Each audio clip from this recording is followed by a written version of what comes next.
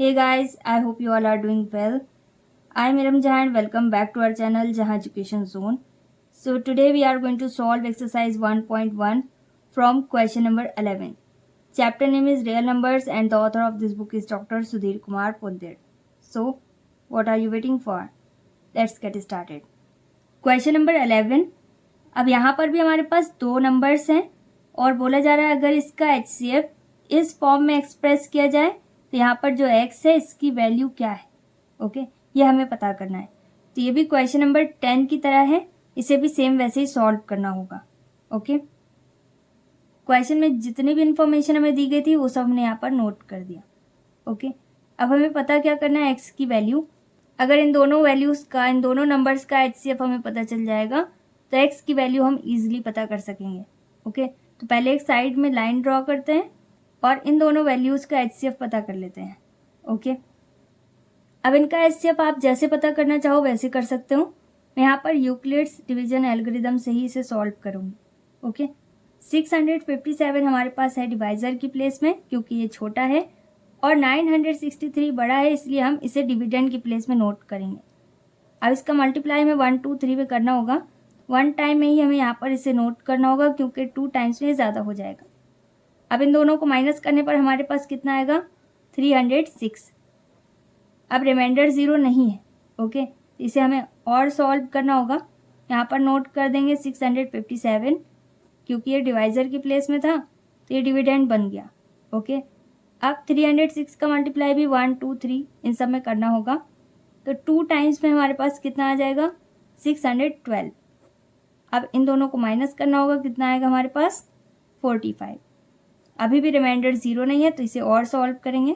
यहाँ पर 306, अब 45 का मल्टीप्लाई करना होगा 1 2 3 4 5 6, तो 7 टाइम्स में ही ज़्यादा होगा इसलिए 6 टाइम्स में हमारे पास कितना आ जाएगा, 270. अब इन दोनों को माइनस करना होगा, कितना आएगा हमारे पास, 36. अभी भी रिमाइंडर 0 नहीं आया तो 45 अब बन जाएगा डिविडेंड. अब ये 2 टाइम्स में ज़्यादा होगा तो 1 टाइम में हमें 36 यहाँ पर नोट करना होगा. अब इन दोनों को माइनस करने पर हमारे पास कितना आएगा, 9. और इस 9 से अब 36 को डिवाइड करना होगा. कितने टाइम्स में डिवाइड होगा, 4 टाइम्स में. ओके, तो ये पूरा पूरा कैंसिल हो जाएगा. यहाँ पर रिमाइंडर कितना आ गया, 0. तो इसका HCF कितना आया हमारे पास, 9. ओके, तो अब इसकी प्लेस में हम 9 नोट कर सकते हैं.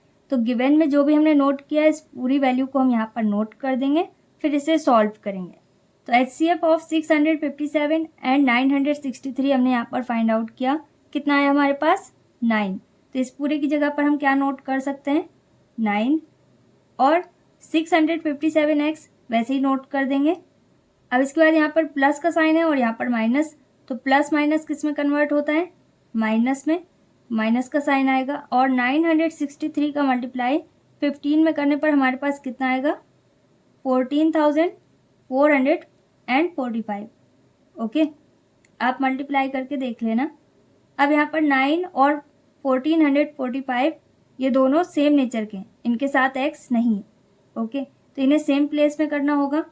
तो यहाँ पर 14,445 को हमें रिप्लेस करना होगा.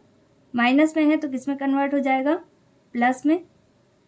और 14,445 को हम रिप्लेस क्यों कर रहे हैं, क्योंकि ये मिसिंग वैल्यू के साथ है.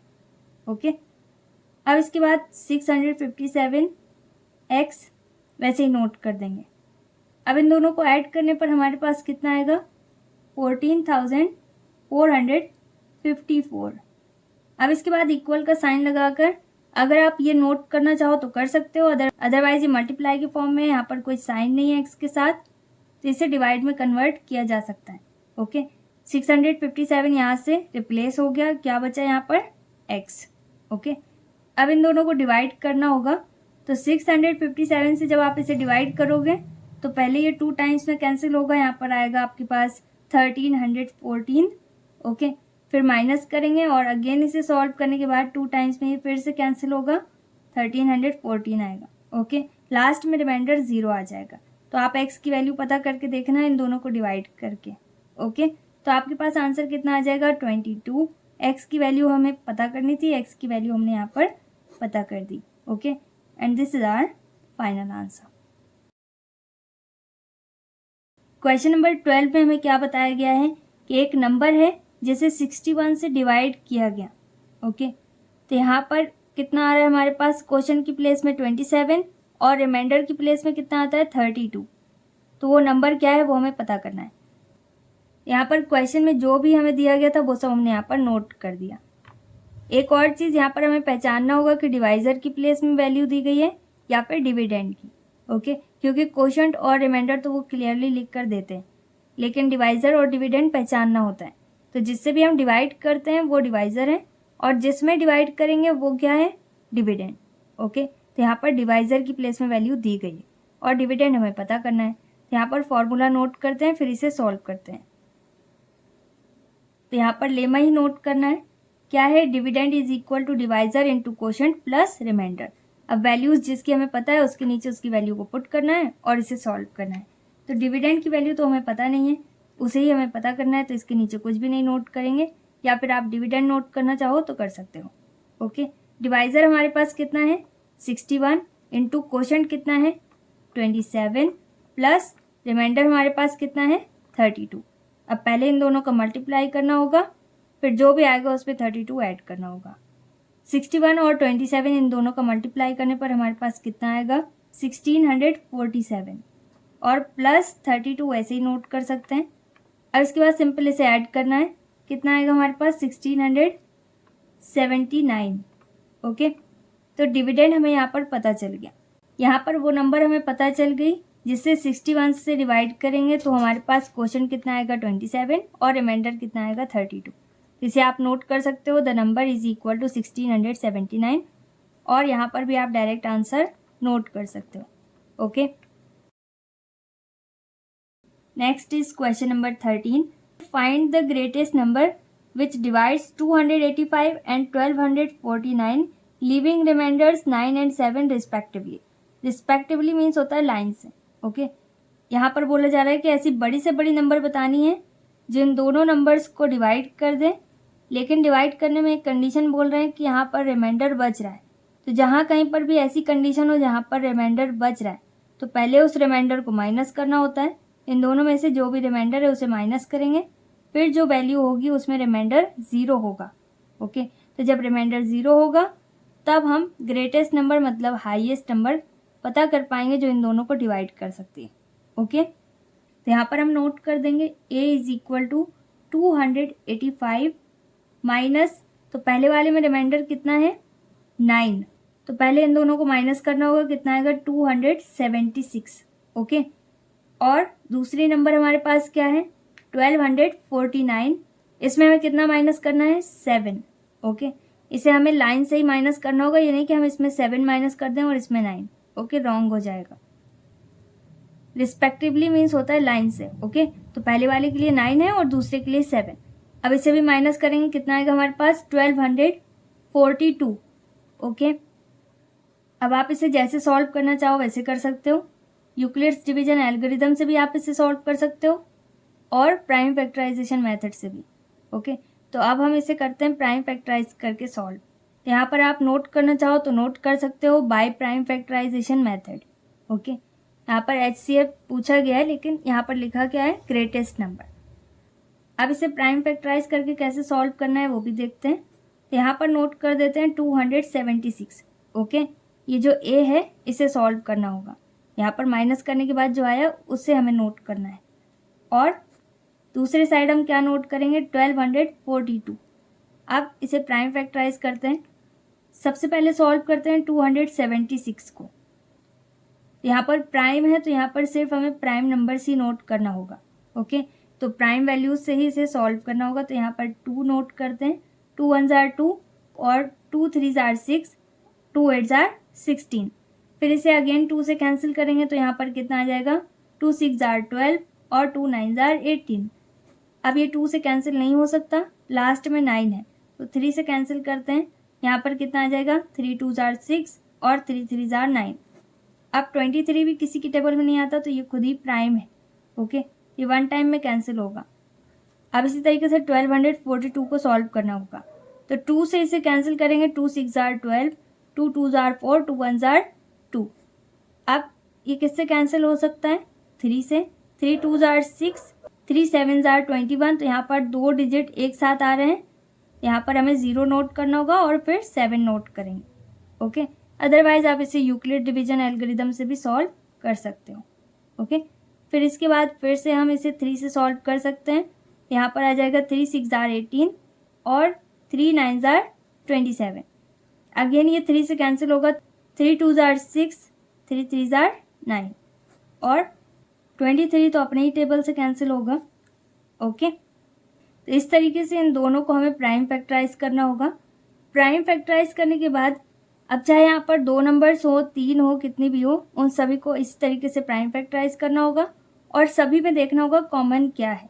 ओके, तो यहाँ पर 2 है, यहाँ पर 2 है, तो यहाँ पर आप लिख सकते हो HCF इक्वल, अब इसमें पहला कॉमन वैल्यू क्या है 2। अब इसके बाद और कुछ कॉमन है तो 3 कॉमन है। यहाँ पर 2 है, यहाँ कहीं पर भी 2 नहीं है लेकिन 3 है, तो इनटू का साइन बनेगा मल्टीप्लाई का और यहाँ पर 3 नोट करना होगा। और क्या कॉमन है, यहाँ पर 23 है और यहाँ पर भी 23 है, और कुछ तो मैच नहीं कर रहा, यहाँ पर हमें 23 नोट कर देना होगा। इसके बाद इन सब का मल्टीप्लाई करना होगा, कितना आएगा 3 2s आर 6 और 6 का मल्टीप्लाई 23 में करेंगे कितना आएगा 138। ओके, तो यहाँ पर हमें HCF मतलब वो हाईएस्ट नंबर पता चल गई, जिससे हम इन दोनों वैल्यूज़ को अगर डिवाइड करें तो हमारे पास रिमाइंडर एक में 9 आएगा और दूसरी वैल्यू में 7 आएगा। ओके, तो अगर आप नोट करना चाहो स्टेटमेंट तो नोट कर सकते हो, जितना कुछ भी आपको क्वेश्चन में दिया है वो नोट करना, रिस्पेक्टिवली की जगह पर लिखना इक्वल और 138 और आपका फाइनल आंसर हो जाएगा। ओके, अदरवाइज आप यहाँ पर भी डायरेक्ट आंसर नोट कर सकते हो। क्वेश्चन नंबर 14, अब यहाँ पर हमें HCF इन दोनों का पता करना है और साथ ही साथ इसे 65x प्लस 117y के फॉर्म में एक्सप्रेस भी करना है। ओके, तो पहले इसका HCF नॉर्मली पता करेंगे हम, तो हम इसे सॉल्व करते हैं यूक्लिड डिवीजन एल्गोरिदम से। ओके, तो यहाँ पर नोट कर देते हैं let a is equal to 65 and b is equal to 117। Okay, और यहाँ पर नोट करेंगे by using Euclid's division algorithm. अब यहाँ पर 65 का मल्टीप्लाई 1 2 3 इन सब में करना होगा, तो 2 टाइम्स में ज़्यादा होगा इसलिए 1 टाइम में यहाँ पर हम क्या नोट करेंगे 65। अब इसे माइनस करना होगा, यहाँ पर कितना आएगा 2 और यहाँ पर आ जाएगा 5। अब ये 65 किधर आ जाएगा डिविडेंड की प्लेस में। अब 52 का मल्टीप्लाई अगर 2 में करेंगे तो ज़्यादा होगा, तो 1 टाइम में यहाँ पर हम 52 नोट कर देंगे। अब इसे माइनस करना होगा, यहाँ पर कितना आ जाएगा 13। अब 52 फिर से यहाँ पर सेंटर में रहेगा। अब इसे डिवाइड करेंगे, हमारे पास कितना आएगा 4 टाइम्स में 52। ओके, यहाँ पर हम कैंसिल कर देंगे इसे, तो यहाँ पर HCF हमारे पास कितना आ गया 13, क्योंकि यहाँ पर रिमाइंडर कितना आ गया 0। अब इसके स्टेप्स यहाँ पर हमें नोट करने होंगे क्योंकि HCF यहाँ पर पूछा जा रहा है।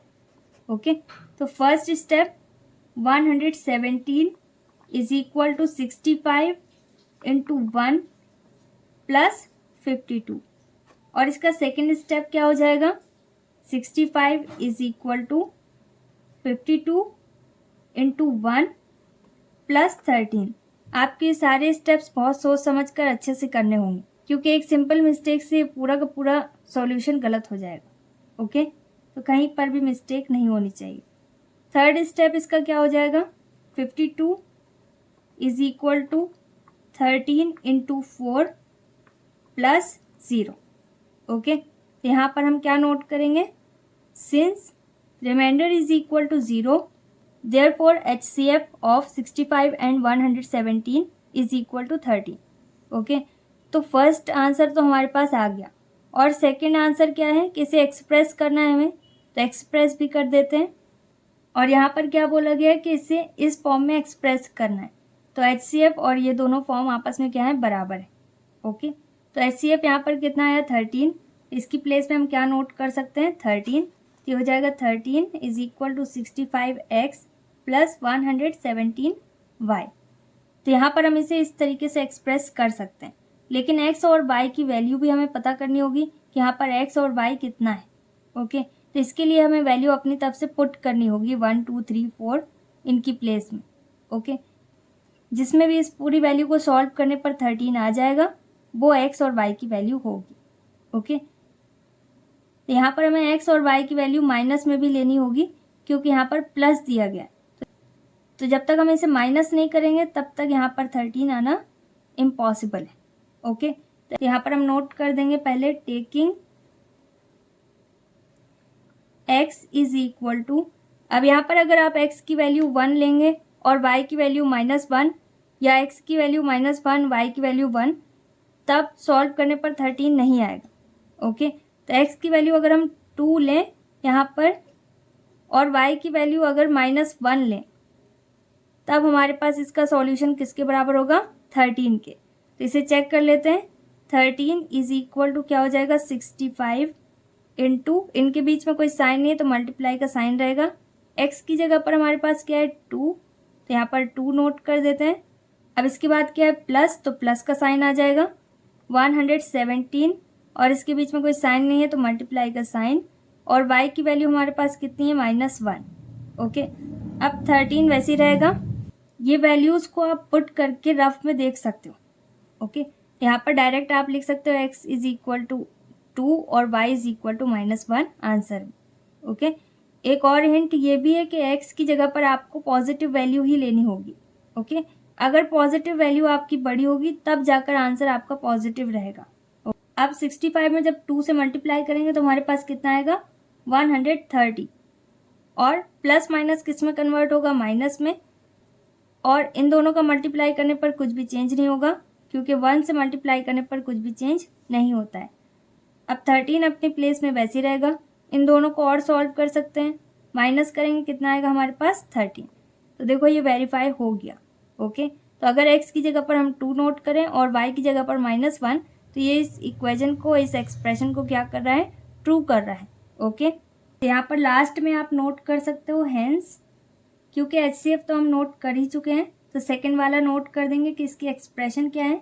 13 is equal to 65x plus 117y, where x is equal to 2 and y is equal to -1, and this is our final answer। तो सिंपल हमें सबसे पहले क्या करना है, HCF पता करना है। HCF आप कैसे भी पता कर सकते हो।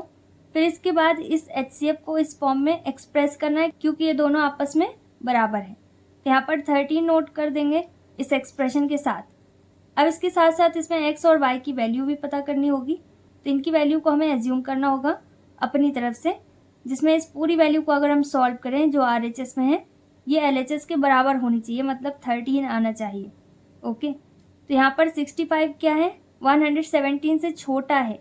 ओके, तो अगर 1 से मल्टीप्लाई करेंगे तो ये वैसे ही रहेगा, कम रहेगा, तो 2 से मल्टीप्लाई करना होगा। 2 से मल्टीप्लाई करने पर क्या होगा, ये ज़्यादा होगा। जब ये ज़्यादा होगा तो यहाँ वाली वैल्यू को हमें माइनस करना होगा क्योंकि ऐड करेंगे अगर हम इसमें तो 13 नहीं आ पाएगा। ओके, तो यहाँ पर y की वैल्यू हमें कैसी लेनी होगी, नेगेटिव। अब यहाँ पर अगर हम -1 पुट करें तो -1 पुट करने पर हमारे पास ये सेम ही रहेगा, दोनों को माइनस करने पर 13 आ रहा है। अगर नहीं आ रहा होता तो फिर कोई और वैल्यूज़ लेते। ओके, यहाँ पर -2 लेते, यहाँ पर कुछ और चेंज करके देखते। ओके, इस तरीके से जब तक 13 नहीं आएगा दोनों साइड, तब तक x और y की वैल्यू आपको पता नहीं चलेगी। ओके, तो यहाँ पर तो बहुत सिंपल है, डायरेक्ट आपको उसी में पता चल गई। तो लास्ट में आप यहाँ पर नोट कर सकते हो, and this is our final answer. Question number 15। अब यहाँ पर एक रूम की सारी डायमेंशंस बताई गई हैं। डायमेंशंस मतलब लेंथ, ब्रेथ, हाइट। ओके, ये बता दिया गया है। तो बोला जा रहा है कि एक बड़ी से बड़ी लेंथ की रॉड पता कीजिए जो इस कमरे की सारी डायमेंशंस को नाप सके। ओके, तो यहाँ पर कमरे की डायमेंशन सारी अलग हैं, तो ये किस फॉर्म में होगा, क्यूबाइड के फॉर्म में होगा। तो लेट सपोज कोई रूम है, उसकी लेंथ को हमने मान लिया 8 मीटर्स। ओके, और उसकी चौड़ाई को हमने कितना एज्यूम कर लिया, 4 मीटर्स, और इसकी कुछ ऊंचाई भी होगी, और इसकी जो हाइट है इसको हम एज्यूम कर लेते हैं 12 मीटर्स। तो यहाँ पर कोई रॉड है, बोल रहे कोई एक ऐसी रॉड लीजिए जो इन तीनों डायमेंशंस को मेजर कर सके। तो यहाँ पर वो बड़ी से बड़ी लेंथ क्या होगी, 4 मीटर्स। क्यों, क्योंकि अगर हम 8 मीटर्स की लेंथ लेंगे तो वो क्या हो जाएगी, ज़्यादा, क्योंकि यहाँ पर जो चौड़ाई है मतलब ब्रेथ है वो कितनी है 4 मीटर्स है, जो कि इससे कम है, तो ये इसे मेजर नहीं कर पाएगा। तो ये सब हमने यहाँ पर अज्यूम किया है। ओके, जो एक्चुअल लेंथ ब्रेथ और हाइट दी गई है आपके क्वेश्चन में वो अलग है, लेकिन मैं यहाँ पर सिर्फ आपको समझाने के लिए बता रही हूँ। ओके, अगर इस तरीके से 12 में हम मेज़र करेंगे तो 8 तो मेज़र हो जाएगा, लेकिन बस यहीं पर 4 में क्या हो रहा है, कम पड़ रहा है। ओके, तो अगर 8 मीटर्स की लेंथ लेंगे तो 12 मीटर्स को वो मेजर कर सकेगा क्योंकि 12 ज़्यादा है। ओके, लेकिन 4 को मेज़र नहीं कर पाएगा। ओके, और अगर इसी तरीके से 12 मीटर्स लेंगे तो वो तो इन दोनों को ही मेजर नहीं कर पाएगा, ना तो 4 को और ना ही 8 को, दोनों ही कम। तो इसलिए हमें ऐसी लेंथ लेनी होगी जो इन तीनों को ईजिली मेजर कर सके। तो इन तीनों में सिंपल जो कम होगा उसी को हम लेंगे क्योंकि वो कॉमन है। ओके, तो सिंपल यहाँ पर हमें क्या करना है, हाईएस्ट कॉमन फैक्टर पता करना है। ओके, क्वेश्चन में जितनी भी इंफॉर्मेशन हमें दी गई थी वो हमने यहाँ पर नोट कर दी। अब लेंथ यहाँ पर मीटर सेंटीमीटर, ब्रेथ भी यहाँ पर मीटर और सेंटीमीटर, हाइट भी यहाँ पर मीटर और सेंटीमीटर के फॉर्म में है। ओके, तो किसी एक यूनिट में हमें इसे कन्वर्ट करना होगा, या तो मीटर में या फिर सेंटीमीटर्स में। ओके, तो अगर हम इसे मीटर में कन्वर्ट करेंगे, यहाँ पर हमें पॉइंट नोट करना होगा। तो ये बन जाएगा 8.50 मीटर, 6.25 मीटर्स और 4.75 मीटर्स। ओके, लेकिन यहाँ पर हमें पता क्या करना है, longest length of rod. Longest length of rod मतलब रॉड की सबसे बड़ी लंबाई। इसके लिए हमें HCF पता करना होगा। तो हम इसे ऐसी वैल्यू में कन्वर्ट करेंगे जिसमें पॉइंट ना हो। तो हम इसे मीटर में कन्वर्ट ना करके सेंटीमीटर में कन्वर्ट करेंगे, उसमें पॉइंट नहीं रहेगा। तो इसे हम सेंटीमीटर्स में कन्वर्ट कर देते हैं। ओके, उसमें पॉइंट वाली वैल्यू नहीं आएगी। 1 मीटर 100 सेंटीमीटर के बराबर होता है।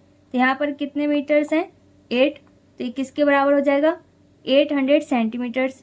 ओके, और प्लस यहाँ पर हमें क्या बताया गया, 50 और दिया गया है, तो ये टोटल कितने सेंटीमीटर्स हो जाएंगे, 850। ओके, तो ये टोटल कितना हो गया, 850 सेंटीमीटर्स। इसी तरीके से ये कितना हो जाएगा, 600 + 25 मतलब 625 सेंटीमीटर्स। ओके, किसी एक यूनिट में कन्वर्ट करना होगा तभी जाकर आंसर आ पाएगा।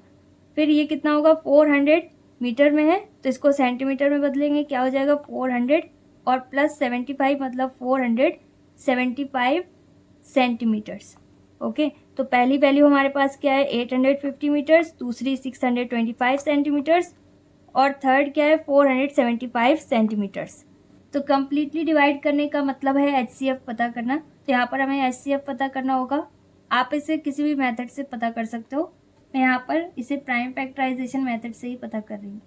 ओके, यहाँ पर नोट कर देते हैं 850 और सेकंड क्या है 625 और थर्ड इज 475। अब 850 को हम 2 से भी कैंसिल कर सकते हैं और 5 से भी, तो 5 से फैक्टराइज करते हैं। यहाँ पर क्या आएगा, 5 1 जार 5, कितना बचा 3, 5 7 जार 35 और 0 वैसे ही नोट करते हैं। ओके, अब 5 3 जार 15 और 5 4 जार 20। अब 17 से कैंसिल होगा, 17 2 जार 34। ओके, और 2 से भी आप इसे कैंसिल कर सकते हैं और फिर यहाँ पर 2 1 जार 2। अब इसे भी प्राइम फैक्टराइज करना होगा, तो यहाँ पर इस तरीके से इन सबको प्राइम फैक्टराइज करना होगा।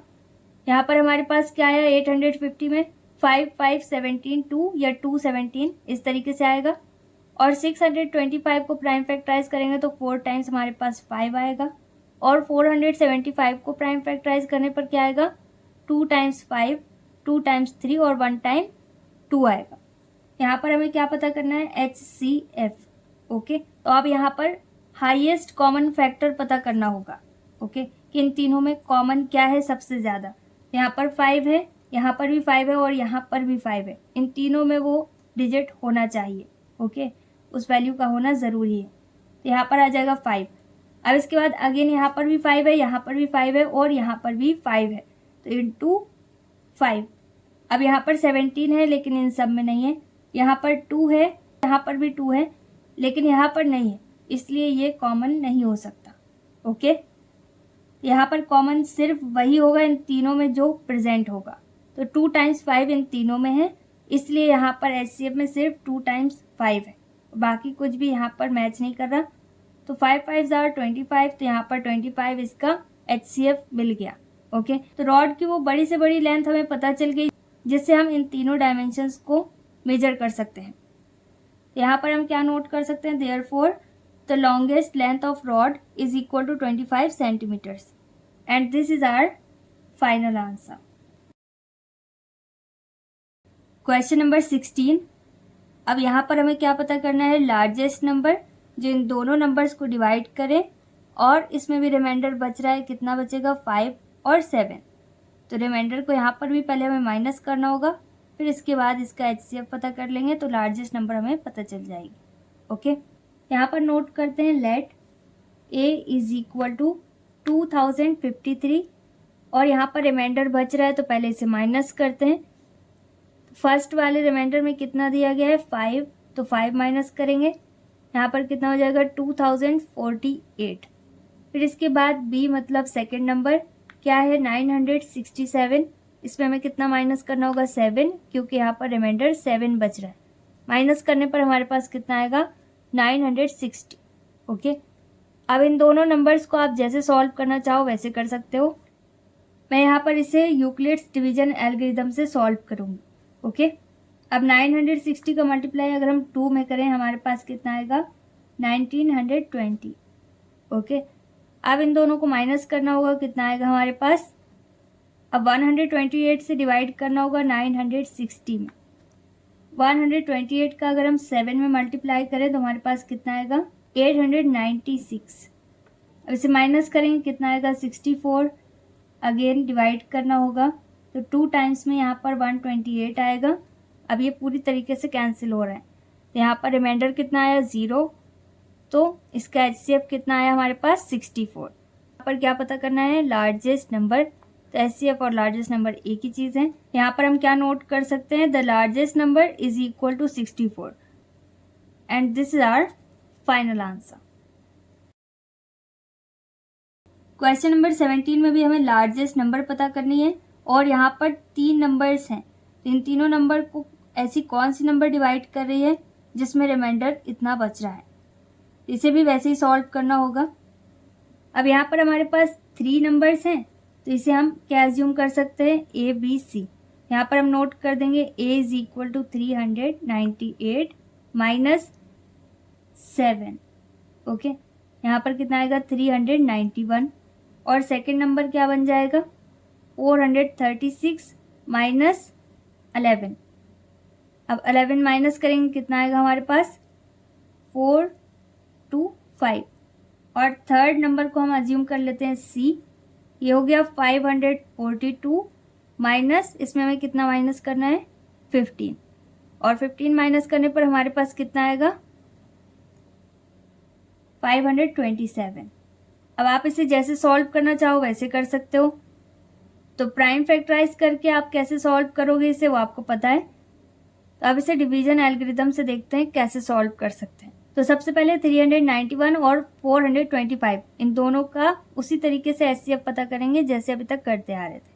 ओके, तो 1 टाइम में 391 ही लेना होगा क्योंकि 2 टाइम्स में ज़्यादा होगा। तो यहाँ पर कितना आ गया 34। तो रिमाइंडर तो 0 आया नहीं, यहाँ पर आ जाएगा 391 और 11 टाइम्स में हमारे पास कितना आएगा 374। अब इन दोनों को माइनस करने पर हमारे पास कितना आएगा 17। अब 17 से 34 में डिवाइड करना होगा, कितने टाइम्स में कैंसिल होगा 2 टाइम्स में, और ये पूरा पूरा कैंसिल हो जाएगा। तो यहाँ पर HCF हमारे पास कितना आया 17। अब यहाँ पर 3 नंबर्स हैं, तो 391 और 527 का भी HCF पता करना होगा इसी तरीके से। अब 1 टाइम में यहाँ पर 391 रहेगा क्योंकि 2 टाइम्स में ज़्यादा हो जाएगा। अब 527 और 391 इन दोनों को माइनस करना होगा, कितना आएगा हमारे पास 136। 136 का मल्टीप्लाई 1 2 3 इन सब में करना होगा, तो 2 टाइम्स में हमारे पास कितना आएगा 272। ओके, अब इन दोनों को हमें माइनस करना होगा, कितना आएगा हमारे पास 119। अभी भी रिमाइंडर 0 नहीं आया, यहाँ पर 136 नोट करना होगा और 1 टाइम में हमारे पास कितना आएगा 119 ही रहेगा। तो दोनों में ही हमारे पास HCF सेम ही आएगा हमेशा। ओके, यहाँ पर 119 जब माइनस करेंगे कितना आ जाएगा 17, और 119 अब हमें डिविडेंड की प्लेस में नोट करना होगा। अब 17 की टेबल 7 टाइम्स पढ़ेंगे तो हमारे पास कितना आएगा 119। ओके, अब ये पूरी तरीके से कैंसिल हो गया, तो इसका HCF भी हमारे पास कितना आया 17। दोनों ही केस में हमेशा सेम आएगा। तो यहाँ पर हम नोट कर सकते हैं therefore the largest number is equal to 17 answer. और अगर आप इसको और नोट करना चाहो, the largest number which divides 398, 436 and 542, living remainders 7, 11, 15 is equal to 17 answer. इस तरीके से भी आप नोट कर सकते हो। ओके, क्वेश्चन नंबर 18, और यहाँ पर भी लार्जेस्ट नंबर पता करनी है जो इन दोनों नंबर्स को डिवाइड करती है, और रिमाइंडर यहाँ पर भी बच रहा है। इसे भी हमें सेम वैसे ही सॉल्व करना है। पहले रिमाइंडर माइनस करेंगे, यहाँ पर कितना हो जाएगा 540, और यहाँ पर कितना आएगा 756। तो यहाँ पर हम इसे यूक्लिड्स डिवीजन एल्गोरिथम से सॉल्व कर रहे हैं। आप जैसे करना चाहो वैसे कर सकते हो। यहाँ पर नोट करते हैं 540 और 756। अब ये 2 टाइम्स में ज़्यादा होगा, इसलिए यहाँ पर 1 टाइम में हमें 540 नोट करना होगा। अब इसके बाद इसे माइनस करेंगे तो यहाँ पर आ जाएगा 216। अब 2 टाइम्स में हमारे पास कितना आएगा 432। अब इन दोनों को माइनस करना होगा, कितना आ जाएगा हमारे पास 108, और 216 वैसे ही नोट करना होगा। 108 का मल्टीप्लाई अगर हम 2 में करेंगे तो हमारे पास कितना आएगा 216, और ये पूरी तरीके से हो गया कैंसिल। तो यहाँ पर HCF हमारे पास आ चुका है, मतलब लार्जेस्ट नंबर हमें पता चल गई। यहाँ पर हम नोट कर देंगे therefore the largest number is equal to 108 answer.